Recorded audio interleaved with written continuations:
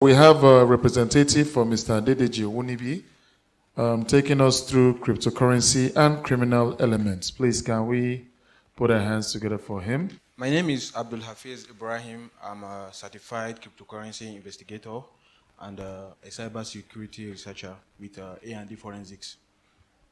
So today I will be speaking to us on cryptocurrency and criminal elements.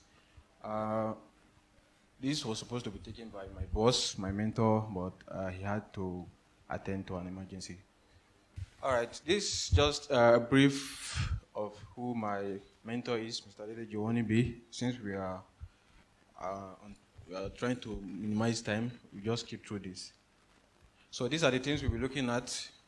What introduction, what cryptocurrency and AML is, crypto versus traditional AML investigation, some case studies, regulation and legislation, and professional development. So these are just some disclaimer.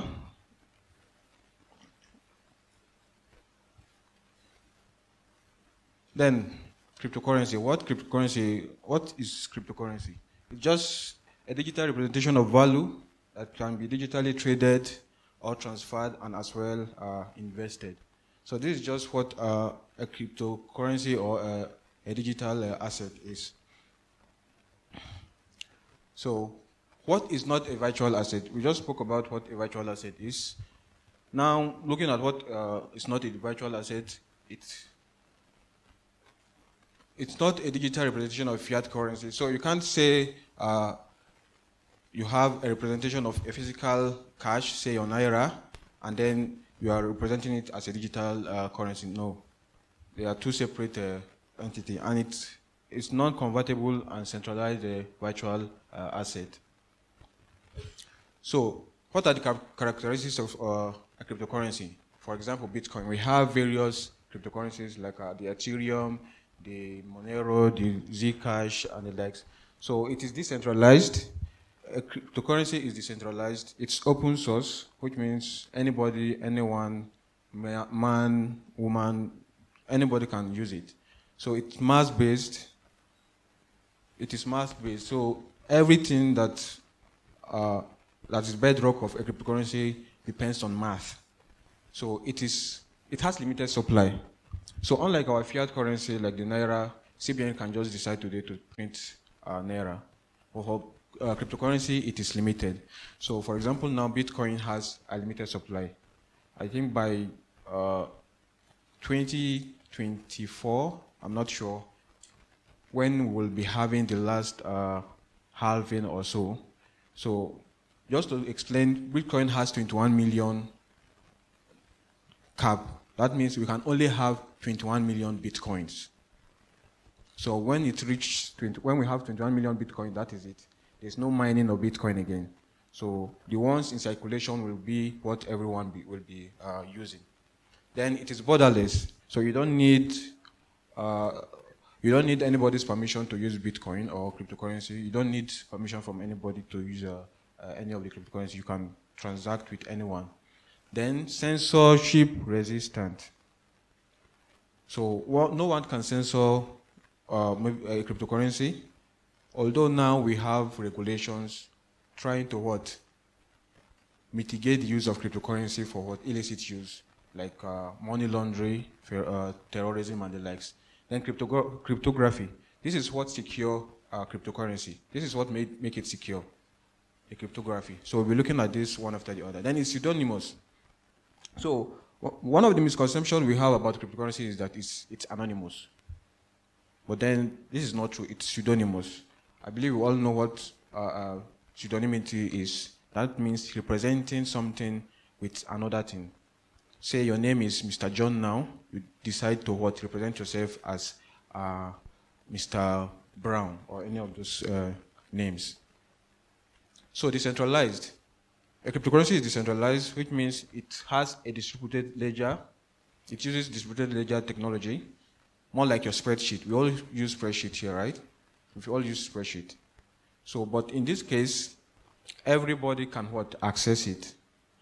Everybody can make changes to it. But the thing is, when you make an input, the other people see that input. So when you try to do something negative, maybe an input that has already been made, you try to alter it. That's when the issue is, because everybody will see what you try to do and disapprove of it. So that is the decentralization. Then thousands of computers which serve as nodes in the network. This is the power of cryptocurrency, the blockchain. This is just an explanation of what the blockchain is. So we have thousands of computers which serves as nodes that enable cryptocurrency. So you have your computer, you are running your computer as a node, and other people around the world have their own computer also running as nodes, verifying transactions. Then no central authority. So we spoke of central bank earlier, who are in charge of our currency, our naira. But for Bitcoin or other cryptocurrency, there's no central authority. There's no one in control. Then borderless, like we explained earlier, it has no limit. You can transact with anybody anywhere in the world. And so then it's also open source. The code for using cryptocurrency is open source. You can easily get the source code of any of the cryptocurrency online. All you need is just to Google the source code, and you are in it. That is, if you have the technical knowledge to write code, then no one person can make changes, update to the protocol. So there's what they call a consensus. So there has to be an agreement within the node for a change to be made on that chain. Then censorship resistance. So blockchain operates in a trustless environment. So there's no one confirming transaction. There's no one single person confirming transaction on the blockchain. There has to be confirmation from a lot of people before a transaction can be approved on the blockchain. And there's no way to place restriction on transaction. Although, like I said earlier, we are having regulations now, which is a good thing, because people are making use of cryptocurrency for various illicit use. Then it's mass-based. So we have what we call proof of work consensus model.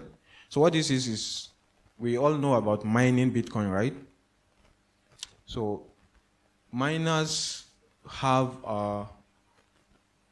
some machines within, let's say they operate a certain machine which releases to work, or to, let's say, what they do is there's a puzzle that they have to work on.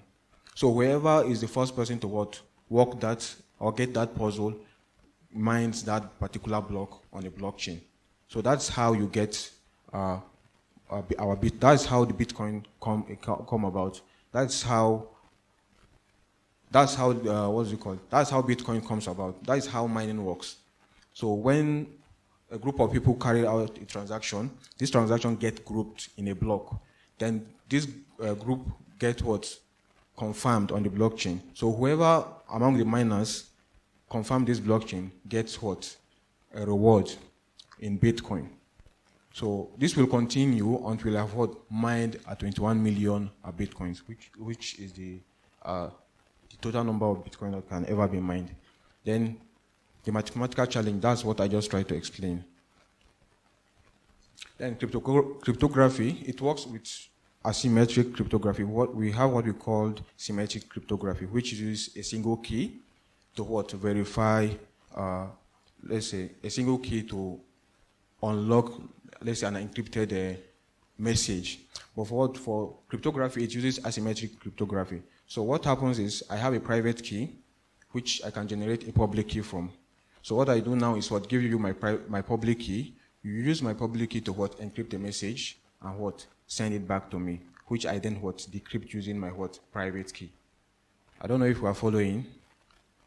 All right. So this is what protects the cryptocurrency, Bitcoin, and the likes. So then Bitcoin wallet stores digital credentials. We all have our various wallets. This is what contains our private and public keys. Then limited supply. Like I explained earlier, we can only have 21 million Bitcoins. And then, unlike our central banks, Also, Bitcoin is divisible up to what? 8 decimals, which is the smallest unit of Bitcoin, called Satoshi. Then pseudonymous, representation of what? Something using another name or another means. But then blockchain analytic tools help what? Categorize wallets or transaction on the blockchain. So we have various tools you can use to what? Analyze activities on the blockchain. Then once identified, you can now know who is what behind that pseudonym, that name that is being representing that person on the blockchain. So cryptocurrency risks and AML and CFT regulatory concerns. So financial crime concerns, these are the concerns we have in respect to using cryptocurrency. It's pseudonymous, then inability of the law enforcement to immediately know what is being done using cryptocurrency. Then we have the darknet payment option, which is like the de facto payment for transacting on the darknet. Then assessment of sanctions / TF challenges, expensive technology personnel. So these are all the challenges bedeviling the use of cryptocurrency and the criminal elements. So financial crimes. So some of the things that cryptocurrency are also used for: scams, terrorist financing, ransomware, darknet market, child abuse, drug trafficking, hacks, and operating illegal MSB, which means money service business, then initial coin offering and exit schemes. So as of 2021, there's a record of what? 14 billion worth of scam using cryptocurrency. And then this is just an illustration of how it happens. And there's also a 30% rise in scam as of 2021 using what? Cryptocurrency.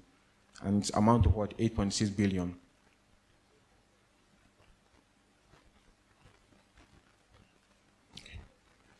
Then, okay, sorry. The initial one was that of traditional financial products, while so this is for cryptocurrency.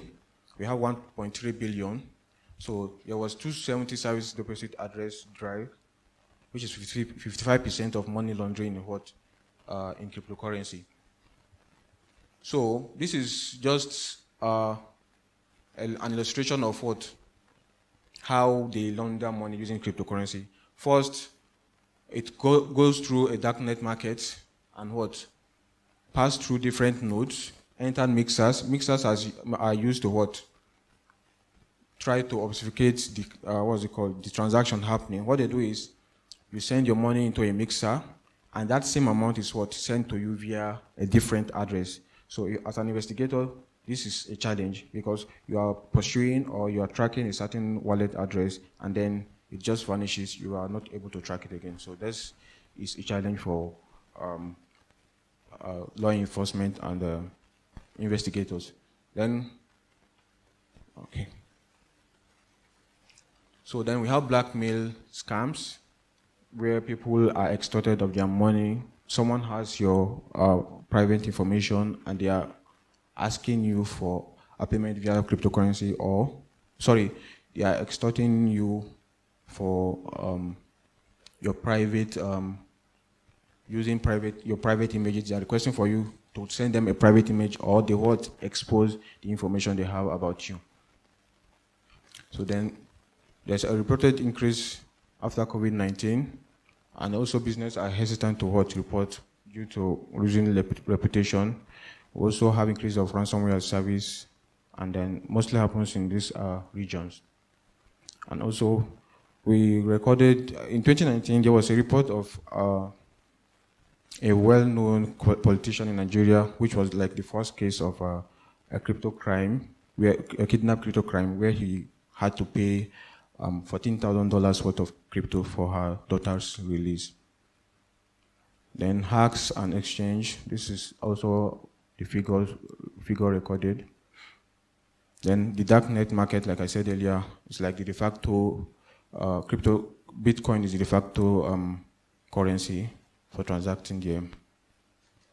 Then the future of crypto, non-custodial mixers like Wasabi, chain hopping, which is when people change the cryptocurrency from one crypto to the other just to evade law enforcement. Privacy coins like Monero, Zcash, peer-to-peer, where two people come together to transact so that they don't pass through exchange and avoid the law enforcement. So the difference between the traditional investigation and crypto investigation, for crypto it is real time. You can carry out your investigation from anywhere, but there's no face-to-face onboarding. Blockchain analytic tools are used, info sharing, and liaison with law enforcement. So this is a case study where we have the Al-Qaeda, the ISIS, and the likes, which make use of cryptocurrency. So some red flags you should look out for: foreign entities, cash deposits, large cash deposits with VASP, email address connected to P2P crypto forums, transaction with high-risk exchanges, and transaction not in line with customers, know your customer, which is referred to as KYC. So regulation and legislation. So FATF has given some regulations or guidance on how to combat all these crimes committed using cryptocurrency, which is one of them, your KYC, which is know your customer, DDC, we have the due diligence and the likes. So recommended approach, exchanges should register with SEC, meet requirements, reporting and hold record keeping of requirements, learn about the workings of crypto transaction and the compliance team building. So also education. For A&D forensics, we have the 3 Cs, which is the Certified Cryptocurrency Compliance Specialist, as well as a Certified Cryptocurrency Investigator course, which we offer at A&D forensics for people or law enforcement who are interested in knowing how this new money is being used for crime. So, and these are other places you can network to get in the know of cryptocurrency. Then, so these are some online resources you can follow to boost your knowledge and certifications. Also attend meetups. Also, our sister company called Convexity holds meetups, as well as you can also attend webinars using those links. So, thank you.